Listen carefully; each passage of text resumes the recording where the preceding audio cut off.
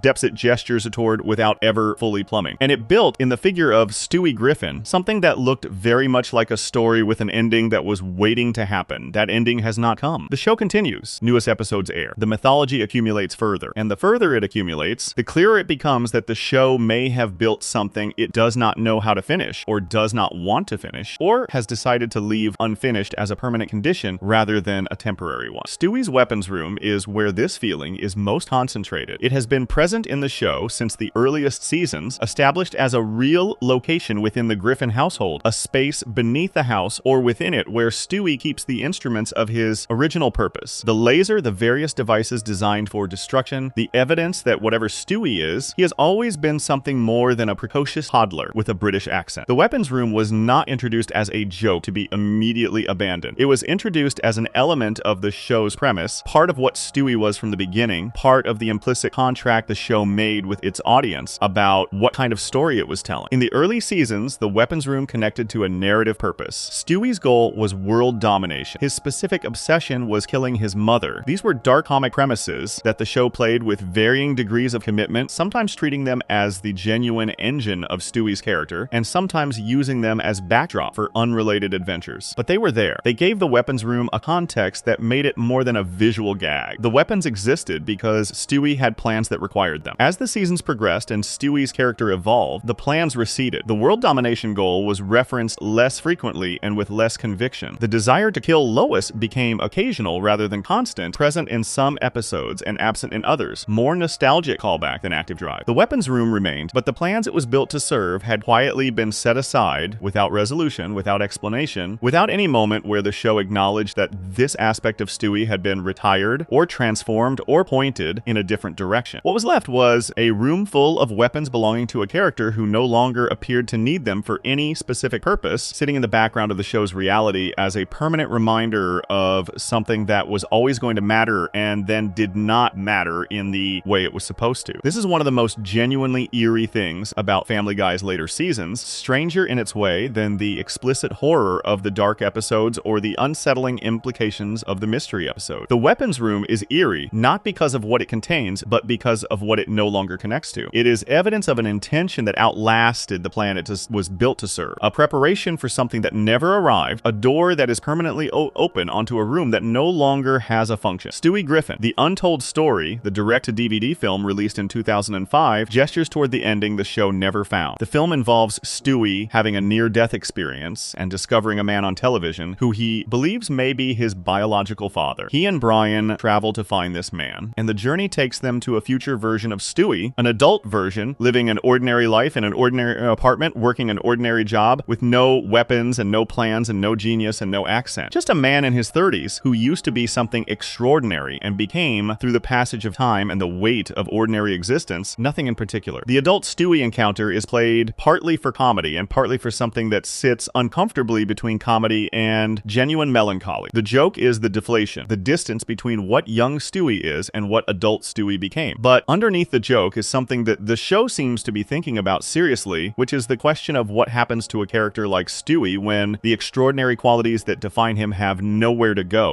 The genius, the ambition, the weapons, the plans, the elaborate performances of superiority, all of that was pointing somewhere. And the adult Stewie is the version of the character who reached the future without any of it having arrived. The film was produced before the revival had fully established what the show was going to be in its second life. It represents a moment when the show was still thinking about Stewie as a character with a trajectory, still treating the extraordinary elements of his nature as things that would eventually resolve into some kind of conclusion. The adult Stewie in that film is a destination, a place the character was heading, even if the destination was a deflating one. In the 20 years since that film, the show has never returned to that destination. The adult Stewie exists somewhere in the show's future, in the timeline that the film established, but the show has never treated that future as binding or as something worth pursuing. The weekly Stewie has continued to be young and to carry all of his extraordinary qualities, and the future version that the film showed has receded into a piece of the archive rather than a piece of the mythology. Brian Griffin's unresolved arc sits alongside Stewie's in the record of things the show built and did not finish. Brian was introduced as the most self-aware member of the Griffin household, the character whose intelligence gave him a perspective on his own situation that the other characters lacked. He was a writer who did not publish, a philosopher who drank, a person with genuine values who consistently failed to live by them. This combination of self-awareness and self-defeat is one of the most interesting character foundations in the show, a portrait of a specific kind of intelligent failure that the show clearly understood and developed with some care in its best Brian episode. The Brian and Stewie bottle episode in season 8 took this portrait to its logical conclusion. Trapped in a vault, forced into honesty, Brian admitted that his self-awareness did not produce meaning, that knowing what he was doing wrong did not stop him from doing it, that the intelligence he had been relying on to distinguish himself from the world around him was not the same thing as the capacity to live well. He asked Stewie in that episode whether he should kill himself, and Stewie talked him out of it, and the conversation between them was the most honest thing either character had produced across the show's entire run to that point. That honesty was not a turning point. After the episode ended, Brian returned to being the version of himself that the weekly show required. The insight he had reached in the vault did not follow him into subsequent episodes in any sustained way. The show had found the bottom of Brian's character, had looked at it clearly and with genuine intelligence, and then retreated to the surface. The portrait existed. The conclusions the portrait implied were left undrawn. What Family Guy's future leaves unanswered is not a single question. It is a collection of questions that the show accumulated across 25 years without gathering into the kind of unified mythology that would have required addressing them together. Stewie's true nature and what he was always building toward. Brian's philosophical emptiness and whether intelligence without direction leads anywhere other than where it has already arrived. The weapons room and what it was always waiting to be used for. The audibility question and what it means that Stewie has been speaking into near silence for his entire existence. The time travel residue and what version of the Griffin family the audience has actually been watching. Peter's impossible survivals and what they imply about the rules of the world he inhabits. None of these questions are answered. The show holds all of them simultaneously in the same way it has always held its own contradictions, with the particular comfort of a series that learned early that irresolution is a sustainable condition in long-form episodic television. The reset button makes irresolution possible indefinitely. If nothing has to accumulate into consequence, then questions can remain open forever, present in the texture of the show without ever demanding the resolution that a story with a genuine endpoint would require. This is not a failure in the conventional sense. Family Guy was not designed as a story with a destination. It was designed as a machine for producing weekly comedy, and it has operated as that machine with remarkable durability across a span of time that very few television shows of any kind have sustained. The 25th season, the 400th episode, the continued production of new material, these are achievements of a kind that have nothing to do with mythological completion and everything to do with the practical sustaining of a creative enterprise over an extraordinary length of time. But the mythology accumulated anyway, not by design, not because anyone in the writer's room sat down and decided to build a story about a genius baby with a secret self and a room full of weapons pointing toward an ending that never came. It accumulated because characters that are written with enough intelligence and enough consistency over enough time develop the appearance of depth, whether the writers intend them to or not. Stewie accumulated depth. Brian accumulated depth. The questions accumulated. The show kept going. The ending that never came is not a disappointment exactly, because it was never formally promised. It is something stranger than a disappointment. It is the presence of a shape in the record of the show, visible in the pattern of what was built and what was left unfinished. That looks like the outline of a conclusion waiting to be drawn. The outline is there. The lines that would fill it in have never been drawn. And the show continues to add new material to the record, new episodes that carry all of the accumulated weight of the mythology without doing anything to resolve it, new seasons that extend the outline without closing it. Stewie still has the weapons room. The weapons are still there in the house on Spooner Street, in the semi-realistic domestic world where Peter cannot permanently die and time travel has left its residue, and nobody can quite agree on whether a baby with a football head and a British accent that is not his real voice can be heard by the people he has been living with for 25 years. The weapons are waiting for something. The show has not decided what. Perhaps it never will. Perhaps the ending that was always implied by the mythology is not something the show intends to arrive at, is not something the format allows it to arrive at, is not something that the machine of weekly comedy can produce without dismantling itself to do so. Perhaps Stewie and his weapons room and his real voice and his terror of being known will simply continue season after season, carrying the weight of everything the show built around them without ever being asked to account for it. There is something that feels right about that, in the particular way that Family Guy has always operated. The show was never going to tie its threads together neatly. The horror was always going to stay hidden, visible only to the audience paying close enough attention to look for it. The mysteries were always going to stay open, present in the background of the comedy, available to anyone willing to look past the cutaway gags and the reset buttons to the stranger and darker architecture underneath. The ending never came. The show kept going. Somewhere in the house on Spooner Street, a 1-year-old genius with a fake British accent and a room full of weapons that no longer have a stated purpose is waiting for something that the show has been circling for 25 years without landing on. Whatever it is, Family Guy has decided the audience does not need to know. And in its own particular way, that silence is the most unsettling thing the show has ever produced. If you enjoyed this video essay, make sure to subscribe. Thanks for watching, and I'll see you in the next one.